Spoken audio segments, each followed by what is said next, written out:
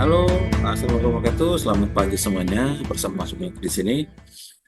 Pagi ini kita ngobrol-ngobrol santai dan pertanyaan mengenai apa namanya frekuensi pada napas ritme. Bagaimana cara menghitung frekuensi pada teorinya napas ritme? Ya, jadi eh, tidak panjang lebar, saya akan jelaskan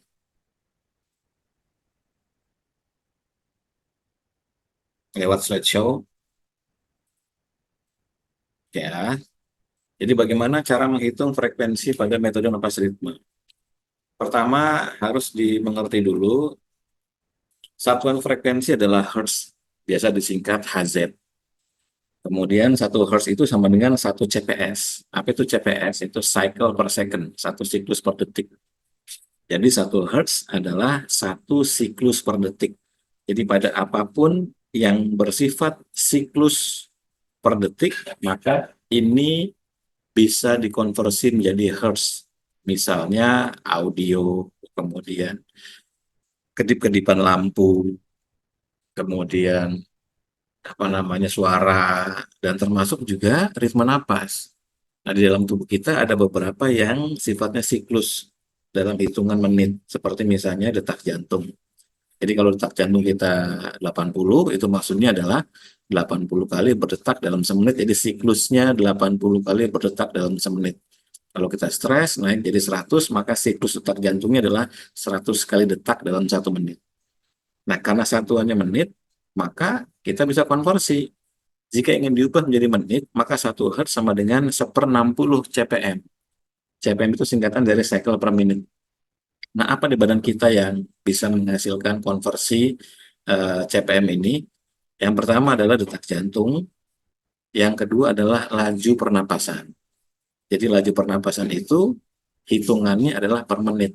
Jadi berapa kali seseorang bernapas dalam semenit itu siklusnya.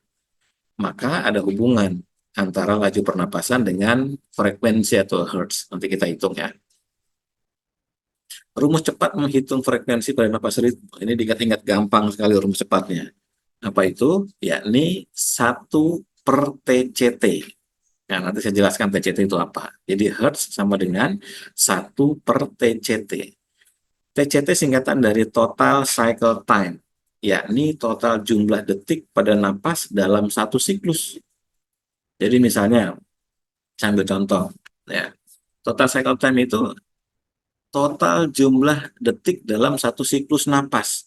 Nah, siklus napas itu terbagi menjadi 4 ini. Secara umum siklus napas pada manusia pasti terbagi pada 4 ini. Dan 4 siklus napas ini akan menjadi banyak sekali ratusan atau mungkin ribuan teknik pernapasan di seluruh dunia. Jadi ada siklus yang hanya berisi inhale dan exhale saja. Ada siklus yang berisi inhale, exhale, lalu hold. Atau gampangnya kita terjemahkan ya, inhale itu tarik napas, exhale itu buang napas, hold itu tahan napas. Jadi ada siklus yang isinya hanya tarik napas dan buang napas saja, nggak pakai tahan napas. Ada siklus yang isinya tarik napas, buang napas, lalu tahan napas. Ada siklus yang isinya tarik napas, tahan napas, buang napas. Dan ada juga siklus yang isinya tarik napas, tahan napas, buang napas, tahan napas. Siklus yang isinya hanya tarik napas dan buang napas disebut sebagai siklus atau ritme simetris dalam teori napas ritme. Sedangkan siklus yang isinya tarik napas, buang napas, tahan napas, dan tarik napas, tahan napas, buang napas disebut sebagai ritme segitiga. Sedangkan siklus yang isinya tarik napas, tahan napas, buang napas, tahan napas, itu disebut sebagai ritme segi empat. Nah, ya ini inti dari ilmu pernapasan di seluruh dunia cuma begini. Kalau dari sisi mekanika ventilasi, cuma 4 ini. Ya terserah orang menamakannya apa, gitu kan? Paham sampai sini ya? Oke, jelas. Jadi ada 4 siklus di dalam metode napas ritme yang disebut sebagai total cycle time atau TCT. Maka Hertz sama dengan 1/TCT. Sekarang kita lihat contohnya. Jika ada seorang bernapas dengan tarik 5, buang 5, tarik 5, buang 5, tarik 5, buang 5, maka berapa TCT-nya? dihitung, yakni jumlah detik tarik napas ditambah buang napas. Karena nggak ada tahan napasnya, ya kan? Maka 5 tambah 5 sama dengan 10. Hertznya adalah 1/TCT. Sama dengan 1/10. Berarti 0,1 Hertz. Maka ritme 55 disebutkan frekuensinya adalah 0,1 Hertz. Ritme 33, tarik napas 3 detik, buang napas 3 detik, maka total cycle time-nya adalah 6 detik. Maka Hertz-nya adalah 1/6, sama dengan 0,1667 Hertz.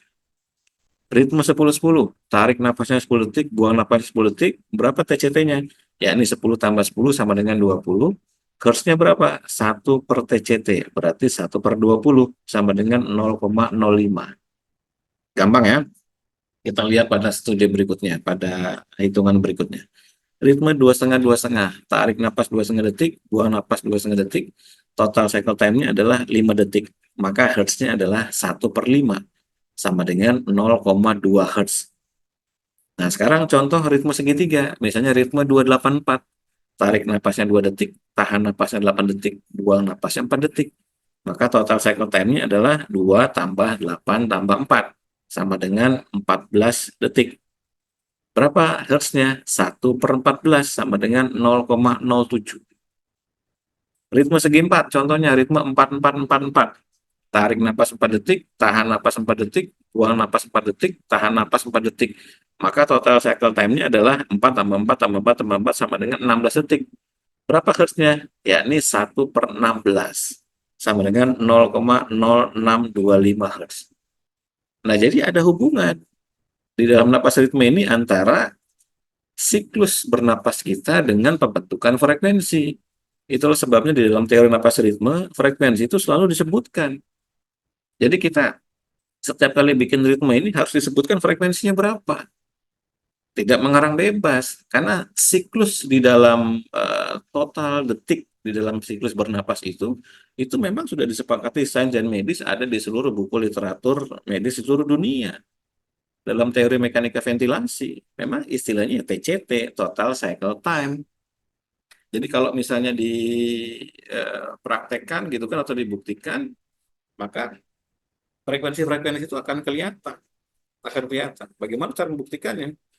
Ya Anda harus pakai software, ya kan? Nggak bisa kalau nggak pakai software, harus pakai alat. Alatnya adalah alat ukur HRV, yakni yang paling tinggi derajatnya adalah polar H10. Lalu kemudian setelah Anda bernapas dengan ritme tertentu, diukur oleh polar H10, lalu dimasukkan ke dalam software. Nah, pada software ini nanti kemudian akan dilihat ketepatan dari detiknya. Kalau misalnya detiknya tepat, maka hasilnya frekuensi akan sama.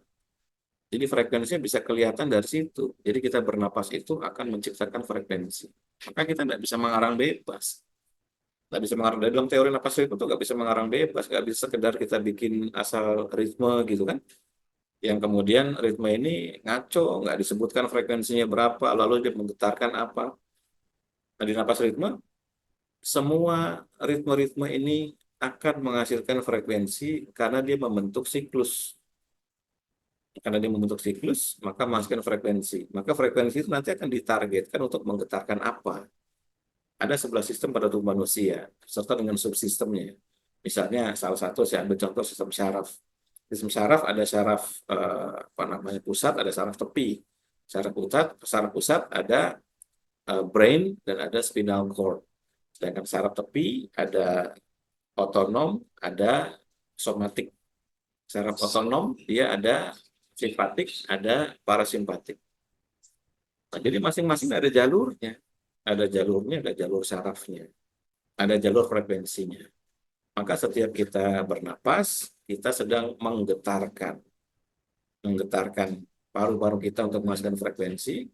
Lalu frekuensi ini kemudian beresonansi dengan target apa yang sedang kita mau tuju. Seperti itu. Jadi kalau misalnya target yang sedang kita mau tuju itu sesuatu, ya nanti si apa namanya frekuensi itu akan bergetar. Nah, kemudian bagaimana cara mengetahui? Kita perlu software yang disebut dengan Kubios, seperti yang dilihat di layar ini. Kita perlu software namanya Kubios HRV Scientific.